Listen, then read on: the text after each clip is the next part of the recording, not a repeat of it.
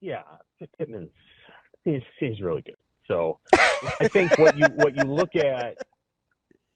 So one of the things that you look at with a guy like Pittman, is you do turn on the tape and you see a player who plays with incredible physicality, almost at times abandoned. Like it just doesn't matter to him, and I mean that in a good way.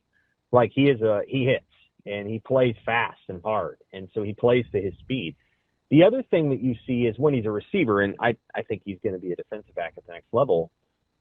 But when he opens it up, it's not like any other player at all.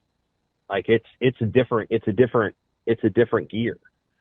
So what you're looking at is, okay, like how do you transition from starting to a break and then moving and doing all the things that you do when you're running a route. And so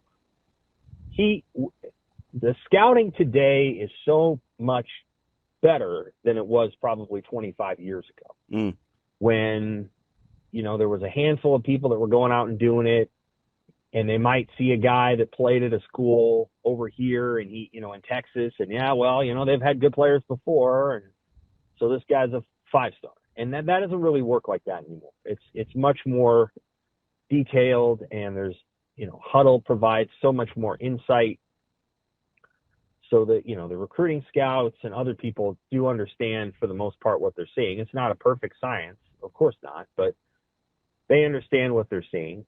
And so I think most of the time those numbers as it relates to defensive backs and receivers and linebackers are pretty good. Quarterback is still a little bit of a crapshoot. Mm-hmm.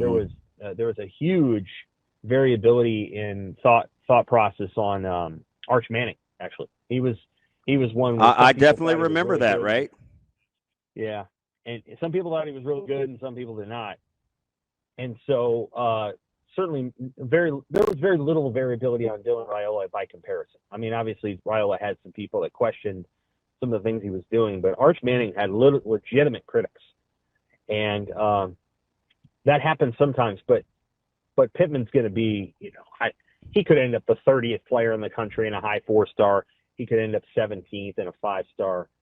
The bottom line is he's a really, really good player. Any player who ends up at anybody's top 100 is really good. And the way that I measure recruiting rankings is I look at how many top 100, top 500, top 1,000, and then outside the 1,000 recruits that you get.